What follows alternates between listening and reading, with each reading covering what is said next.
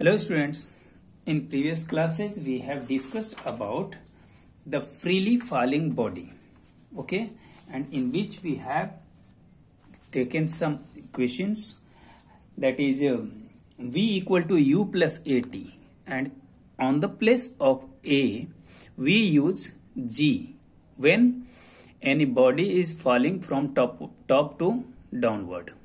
अगर कोई body top से डाउनवर्ड की तरफ जा रही है तो उस केस में हम एक्सेलरेशन को ए नहीं मानकर हम क्या मानते हैं, जी। क्यों मानते हैं? क्योंकि उस पर एक कोई ग्रेविटेशनल फोर्स भी वर्क करता है, और वो जो वर्क होता है टॉप टू बॉटम गिरते हुए अगर किसी बॉडी पर ग्रेविटेशनल फोर्स लगता है, it will B positive, okay. और वहां से हम लोगों ने ये निकाला था, एक इक्वेशन निकाला था जिसमें V is equal to GT। Second equation हम लोगों ने निकाला था from S equal to UT plus half AT square, T is equal to √2H upon G। और थर्ड इक्वेशन अपना आया था V is equal to √2GH। किस केस में? जब बॉडी कोई टॉप टू डाउनवर्ड मूव कर रही है या top to downward freely falling हो रही है, okay. Today we are going to discuss about the vertically projected body. Vertically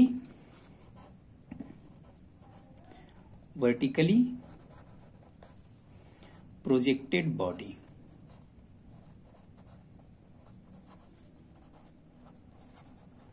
vertically projected body का मतलब क्या हुआ कि अगर कोई बॉडी ग्राउंड लेवल से टॉप के तरफ भेजा जाता है, चाहे वो रॉकेट हो या आपके द्वारा फेंका हुआ बॉल हो। अगर मान लो हमारे पास ये ग्राउंड है, ठीक है, क्या है ये? ग्राउंड। और यहां से कोई बॉडी को प्रोजेक्ट किया जाता है टॉप की तरफ, यहां पहुंचता है। डायरेक्शन क्या है बॉडी के मूव? ये क्या है? डायरेक्शन ऑफ मोशन, ठीक है। डायरेक्शन ऑफ मोशन क्या है? Downward to upward, is that.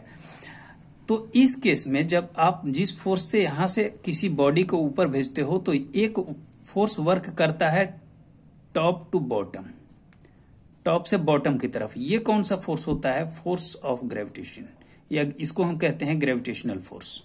Gravitational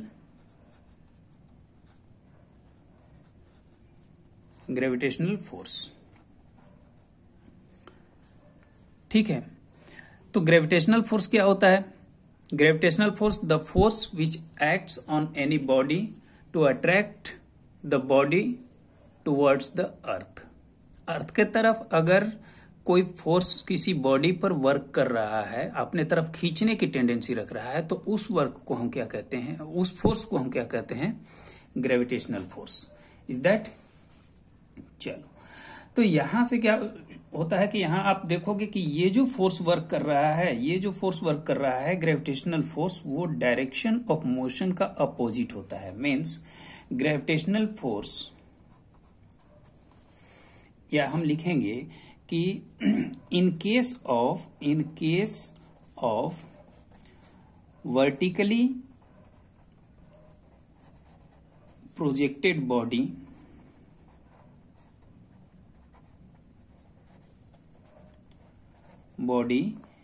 gravitational force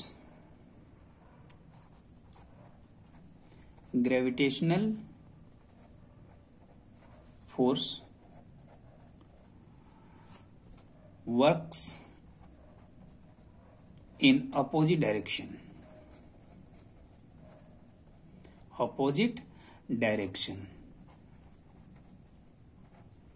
and hence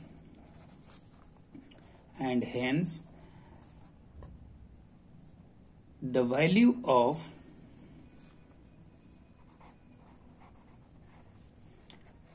G will be negative, ठीक है। इस केस में जो वैल्यू होगी G की, वो क्या होगी? निगेटिव होगी। किस केस में? अगर कोई बॉडी वर्टिकली प्रोजेक्टेड हो रही है और उस पर वर्क कौन सा क्या कर रहा है, एक तो वर्क करेगा आपका फोर्स, जिस फोर्स से उस जो फोर्स अप्लाई होगा उस बॉडी को टॉप अपवर्ड भेजने का, और दूसरा क्या उस पर वर्क करेगा, ग्रेविटेशनल फोर्स। तो जब ग्रेविटेशनल फोर्स किसी अपवर्ड जाती हुई बॉडी पर वर्क करता है तो उस केस में जी हम क्या रखेंगे, नेगेटिव। ओके, तो देखो यहां अपने पास 3 केस, जो फर्स्ट केस बनता है equation of motion, equation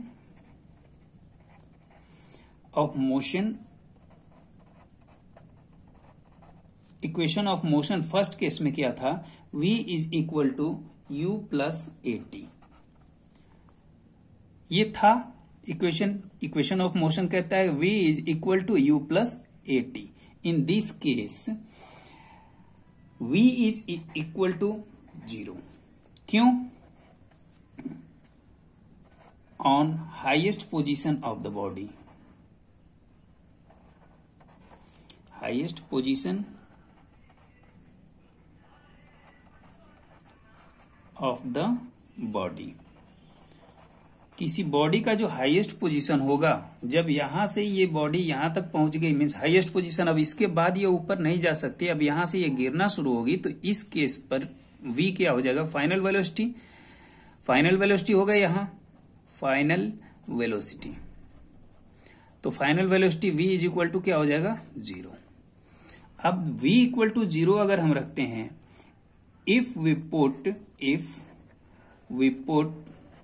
v is equal to 0 and a is equal to minus g, then 0 is equal to u minus gt, u minus gt हो जाएगा भाई। a की जगह माइनस जी रखोगे तो यहां माइनस जी आएगा, ये क्या हो जाएगा, u is equal to G T, then t is equal to क्या हो जाएगा, u अपॉन g। यहां से आप टाइम डिसाइड कर सकते हो। क्लियर है, तो ये हुआ अपना पहला equation in case of vertically projected body. अगर कोई बॉडी, आपको ध्यान में ये रखना है कि बॉडी का मूवमेंट किधर है, अगर वो स्ट्रेट लाइन हॉरिजॉन्टल मूव कर रही है तो उस केस में v equal to u plus A T. अगर वो body top to bottom move कर रही है तो उस केस में v is equal to G T. ठीक है, और इस केस में जब body downward to upward move कर रही है तो उस केस में v is equal to 0। v क्या हो जाएगा, 0, means t equal to u upon ji.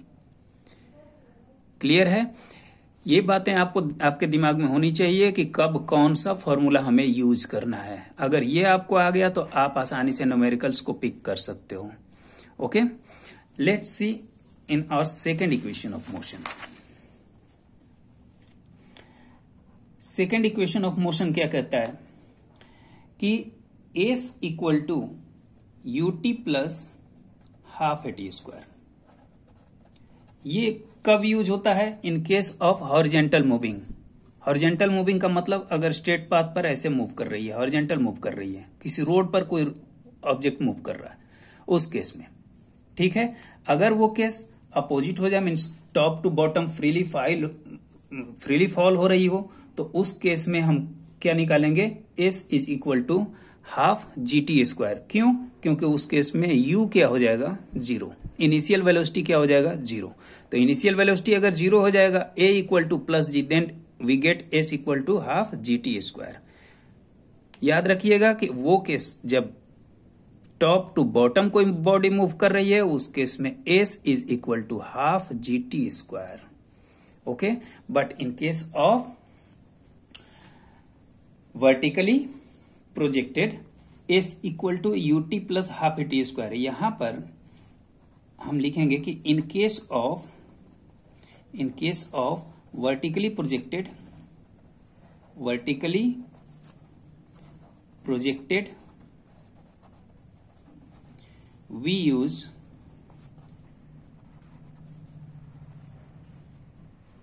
s is equal to h। s की जगह पर हम क्या रखेंगे, हाइट। ठीक है, on the place of a it will be minus g. A की जगह पर हम क्या रखेंगे, माइनस जी। ठीक है, तो यहां से अगर हम देखेंगे तो हमारा इक्वेशन क्या बनेगा, H is equal to UT minus half GT square. ठीक है, तो ये हुआ अपना second condition. Means second condition क्या कहता है कि ये हम यूज कब करेंगे, when body moves horizontally.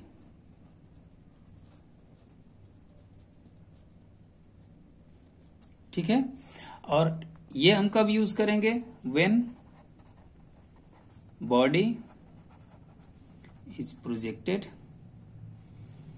body is vertically projected।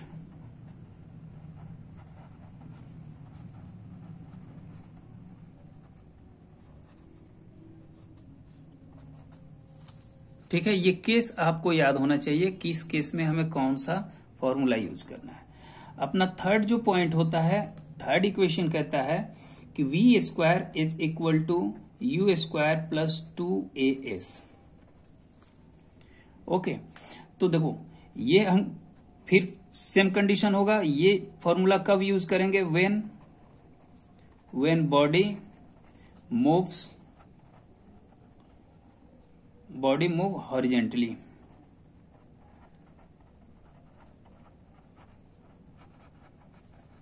ठीक है, but in case of vertically projected,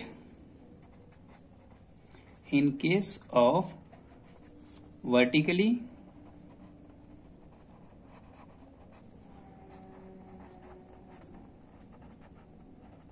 projected, अगर वर्टिकली प्रोजेक्ट हो रही है मीन्स नीचे से ऊपर की तरफ मूव कर रही है, किसी बॉडी को ग्राउंड लेवल से टॉप लेवल पर भेजा जा रहा है या ऊपर की तरफ भेजा जा रहा है, तो उस केस में क्या हो जाएगा, V is equal to 0 on highest position, on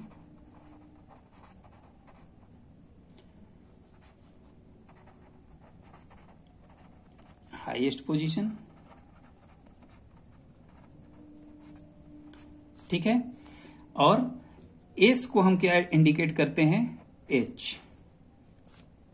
तो बताओ अगर इनकी वैल्यू हम इसमें रखें तो हमारा क्या आ जाएगा, 0 is equal to U square minus 2GH।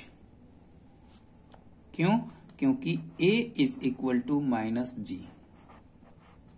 A किसके इक्वल हो जाएगा, माइनस G के। क्यों, क्योंकि इस पर वर्क कर रहा है ग्रेविटेशनल फोर्स और वो भी अपोजिट डायरेक्शन में। ठीक है, आप इससे कंफ्यूज मत होना कि क्यों माइनस G रख रहे हैं। माइनस G हम इसलिए रख रहे हैं क्योंकि उस पर ग्रेविटेशनल फोर्स वर्क कर रहा है, वो भी अपोजिट डायरेक्शन में। ठीक है, मोशन के अपोजिट डायरेक्शन में, जिस मोशन में बॉडी मूव कर रही है उसके अपोजिट डायरेक्शन में जब ग्रेविटेशनल फोर्स वर्क करेगा तब हम एक्सेलरेशन क्या रखेंगे, माइनस G। और G की वैल्यू आप हमेशा याद रखना, G is equal to 10 meter per second square. ये आपको याद होना चाहिए। हालांकि 10 meter per second square calculation based के लिए रखा जाता है, एक्चुअल में 9.8 मीटर पर सेकेंड स्क्वायर होता है। ओके, तो यहां क्या आ गया, 0 is equal to U square minus 2GH। ठीक है, अब देखो इसको क्या हम ये लिख सकते हैं कि U square is equal to 2GH लिख सकते हैं, क्योंकि U स्क्वायर को यहीं छोड़ दें, 2GH को अगर इस साइड लाएं तो क्या आ जाएगा, ये माइनस है, इधर आके प्लस हो जाएगा, means 2GH is equal to U square. तो H इक्वल टू क्या हम लिख सकते हैं, बताओ, U स्क्वायर अपॉन 2G लिख सकते हैं। ये हो गया अपना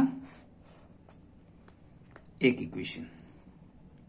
ये क्या है, हाइट है, हाइट मीन्स डिस्प्लेसमेंट, इसे हम कैपिटल H बना देते हैं, समझने में आसानी होगी। ठीक है, ओके, अब देखो ये वैल्यू अगर हम टाइम वाले में रख दें, जो यहां पर निकला था T is equal to U plus T is equal to U upon G आया था, और इसके पहले जो हम लोगों ने देखा था कब, जब फ्रीली फॉलिंग बॉडी में दूसरे पेज पर हम देखते हैं, इसको समझते हैं कैसे हम किसी इक्वेशन को मूव करते हैं, वो आप लोग सीख लो कि in during freely falling body, आप लोगों ने पिछले वीडियो में देखा होगा कि t इक्वल टू क्या आया था अपना, t इक्वल टू क्या आया था, √2h/g आया था। अब बताओ क्या h की जगह पर, ये जो h आया है 2h/g, तो h की जगह पर मैं रख दूं u²/2g, जो अभी हमने वैल्यू फाइंड किया है, तो उसके अकॉर्डिंग यहां पर क्या आ जाएगा अपना √2/g, और h की जगह पर हम क्या रख दें u²/2g। On the place of h we can write this, because h is equal to u²/2g। ठीक है, तब हम यहां से 2 and 2 will be cancel, then what we get here u²/g multiplied by g g²। और ये जो t होता है इसको हम कहते हैं डेसेंट ऑफ टाइम। ठीक है, तो ये भी हमारे पास एक फॉर्मूला आ गया, t इज इक्वल टू क्या आ गया, √u²/g²। ओके।